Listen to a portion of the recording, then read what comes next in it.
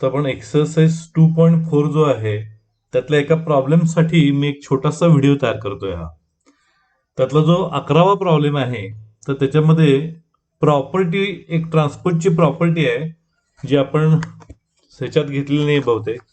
ते आता घेऊया कारण प्रॉब्लेमसाठीच ती लागते. तर प्रॉपर्टी ऑफ ट्रान्सपोज, समजा ए हा एक मॅट्रिक्स असेल तर ह्याची ट्रान्सपोजची प्रॉपर्टी ही आहे की पहिली गोष्ट ही जी प्रॉपर्टी आहे ही स्क्वेअर मॅट्रिक्सच्या बाबतीत आहे. समजा ए हा मॅट्रिक्स असेल तर A plus its transpose A transpose is a symmetric matrix.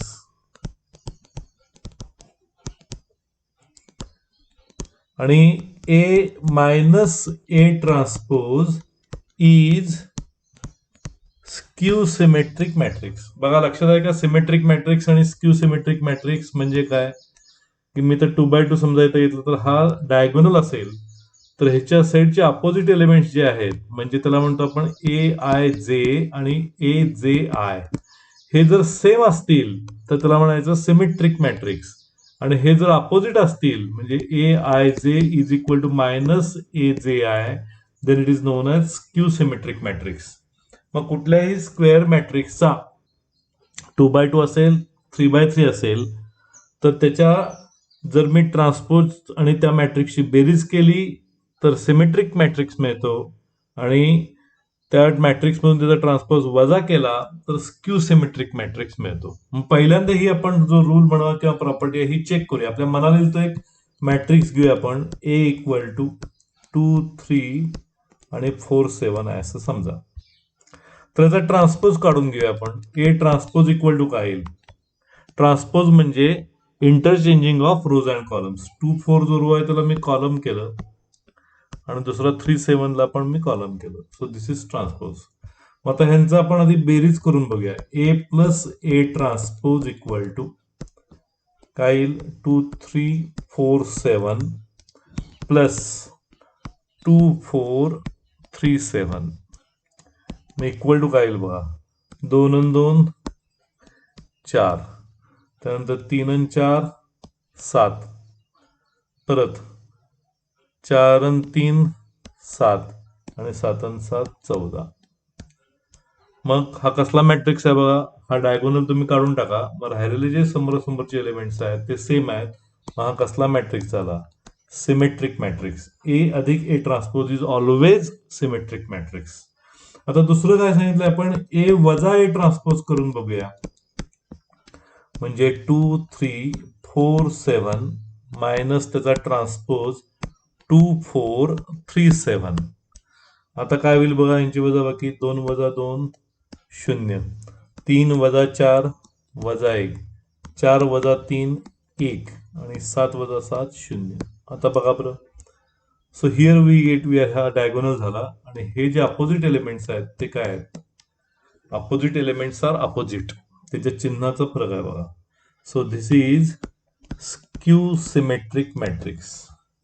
मग आता A plus A transpose is symmetric matrix, A minus A transpose is skew symmetric matrix. मग आपल्याला प्रश्न असा असतो की एक स्क्वेअर मॅट्रिक्स दिलेला असतो आणि we have to express the given matrix as sum of symmetric and skew symmetric matrix.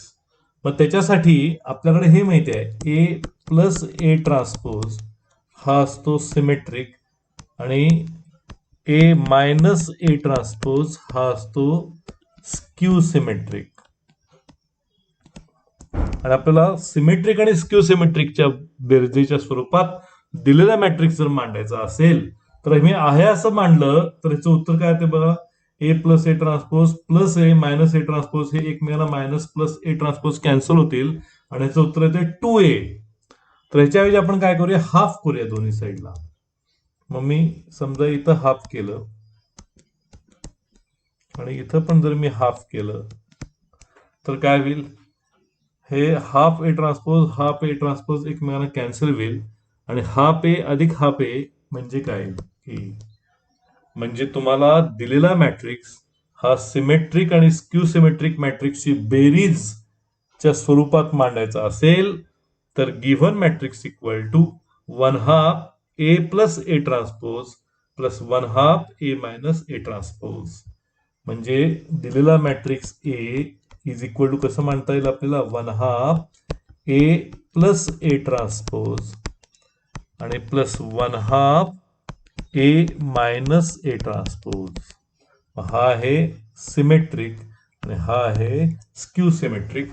मग कुठल्याही प्रॉब्लेम मध्ये तुम्हाला जो मॅट्रिक्स दिलेला असेल आणि जर तुम्हाला तो सिमेट्रिक आणि स्क्यू सिमेट्रिक मॅट्रिक्सच्या बेरजेच्या स्वरूपात मांडायला सांगितलं असेल तर first we have to find a transpose. मग पहिल्यांदा काय करा, ए मध्ये ए ट्रान्सपोज ऍड करा, नंतर ए मध्ये ए ट्रान्सपोज वजा करा आणि दोन्हीचा हाफ घेऊन त्यांची बेरीज करा. That will be given matrix. मग आता आपण एक प्रॉब्लेम त्यातला सोडवून टाकूया. मला बहुतेक मनस्वीनं ही शंका विचारलेली होती की तो प्रॉब्लेम 11वा प्रॉब्लेम 2.4 मधला 11वा प्रॉब्लेम. मग तो आपण बघत होतो. मग त्यामध्ये दोन त्यांनी मॅट्रिक्स दिलेले आहेत जे आपल्याला sum and difference of symmetric and skew symmetric matrix. Actually 10वा प्रॉब्लेम जर तुम्ही बघितला त्यातला तर हे प्रूफच आहे, प्रूव्ह करायला सांगितलंय की ए प्लस ए ट्रान्सपोज हा सिमेट्रिक असतो, ए मायनस ए ट्रान्सपोज हा स्क्यू सिमेट्रिक असतो. मग आता हा जो रूल आहे हा प्रूव्ह करण्यासाठी 10वा प्रॉब्लेम आहे. आणि 11व्या प्रॉब्लेम मध्ये याचा वापर करून दिलेला तुमचा जो मॅट्रिक्स असेल स्क्वेअर मॅट्रिक्स तो तुम्हाला sum of symmetric and skew symmetric matrix करायला सांगितलंय. मग त्यामध्ये 11मध्ये दोन प्रॉब्लेम आहेत, एक 2/2 चा आणि दुसरा आहे तो 3/3 चा आहे. तर आपण 3/3 चा सोडवूया म्हणजे तुम्हाला 2/2 चा इझिली सोडवता येईल. मग ए मॅट्रिक्स आहे 3 - 2 - 4 3 - 2 - 5 आणि -1 1 आणि 2. परत एकदा चेक करूया कारण इथं लिहून घ्यायला जर चुकला आपला तर प्रॉब्लेम पूर्ण चुकणार. मग आता हे ए आहे त्याच्यावरनं ए ट्रान्सपोज काढून घेऊया आधी. ट्रान्सपोज म्हणजे काय, दिलेल्या मॅट्रिक्सचं रोचं रूपांतर कॉलम मध्ये करा, कॉलमचं रूपांतर रो मध्ये करा. एक केलं की दुसरं आपोआप होतंय. मग हे मी 3 3 - 1 पहिला कॉलम केलं, -2 - 2 1 आणि -4 -5 आणि 2. So this will be A transpose आणि हा दिलेला मॅट्रिक्स. आता आपल्याला पहिल्यांदा हा दिलेला मॅट्रिक्स सिमेट्रिक आणि स्क्यू सिमेट्रिक मॅट्रिक्सच्या बेरीज किंवा वजाबाकीच्या स्वरूपात बेरजेच्या स्वरूपात मांडायचा असेल तर पहिल्यांदा आपल्याला ए प्लस ए ट्रान्सपोज आणि ए मायनस ए ट्रान्सपोज आपल्याला काढून घ्यायला लागेल. मग ते पहिल्यांदा आपण काढून घेऊया. मग ए प्लस ए ट्रान्सपोज ते काय येईल बघा, हे 3 - 2 - 4 3 - 2 - 5 -1 1 2 प्लस ए ट्रान्सपोज काय आहे 3 3 - 1 -2 - 2 1 -4 -5 2. आता यांची बेरीज आपल्याला केल्यानंतर A plus A transpose equal to हे 3 + 3 6, त्यानंतर -2 + 3 1 -4 -1 -5, तसंच 3 - 2 1 -2 -2 -4 आणि -5 + 1 ते पण -4. त्यानंतर तिसरा कॉलम -1 अधिक -4 -1 अधिक -4 दॅट विल बी -5 1 अधिक -5 दॅट विल बी -4 आणि 2 + 2 इट इज 4. आता बघा नीट, हा आहे आपला डायगोनल. मग हे एलिमेंट सेम आहेत का बघा, अपोजिट एलिमेंट्स. हा कसला मॅट्रिक्स झाला, इट इज सिमेट्रिक मॅट्रिक्स. तसंच ए मायनस ए ट्रान्सपोज करूया. मग परत आपल्याला ए आणि ए ट्रान्सपोज लिहून घ्यायला लागतील. ए काय आहे 3 मायनस 2 मायनस 4 3 मायनस 2 मायनस 5 आणि मायनस 1 1 2 वजा ट्रान्सपोज काय आहे 3 3 मायनस 1 मायनस 2 मायनस 2 1 आणि मायनस 4 मायनस 5 2. आता यांची वजाबाकी करायची आहे मग ती काय ते बघूया A minus A transpose equal to 3 वजा 3 0 वजा 2 वजा 3 वजा 5 वजा 4 वजा वजा अधिक 1 म्हणजे वजा 3 हे नीट दिसतंय सो दिस इज मायनस 5.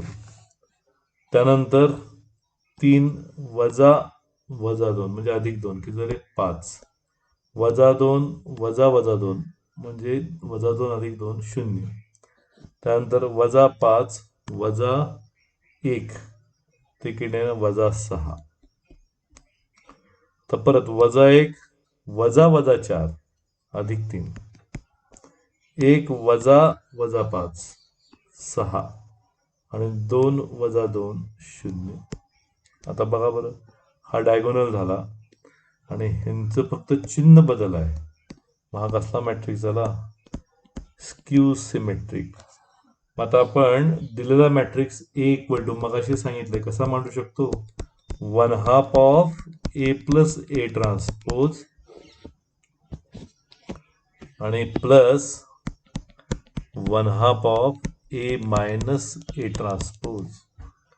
मग ए इक्वल टू दिलेला मॅट्रिक्स इक्वल टू काय 1/2 ऑफ काय आहे ए प्लस ए ट्रान्सपोज आपला किती आला बघा ए प्लस ए ट्रान्सपोज जो सिमेट्रिक मॅट्रिक्स आहे तो काय आलाय 6 1 वजा 5 1 वजा 4 वजा 4 आणि वजा 5 वजा 4 आणि 4 प्लस 1/2 इंटू ए मायनस ए ट्रान्सपोज काय आला स्क्यू सिमेट्रिक मॅट्रिक्स आहे तो 0 मायनस 5 मायनस 3 5 0 मायनस 6 आणि 3 6 0. हे असंच ठेवा किंवा 1/2 न गुणल्यानंतर काय तो सिमेट्रिकचा वेगळा मॅट्रिक्स होणार नाही आहे तसंच राहणार. मग ए इक्वल टू आत 1/2 न गुणलं तर काय येणार 2 त्रिक 6 1/2 मायनस 5/2 परत 1/2 मायनस 2 मायनस 2 मायनस 5/2 मायनस 2 आणि 2 प्लस इथं 1/2 न गुणल्यानंतर 0 मायनस 5/2 मायनस 3/2 परत 5/2 0 मायनस 3 त्यानंतर 3/2 3 आणि 0.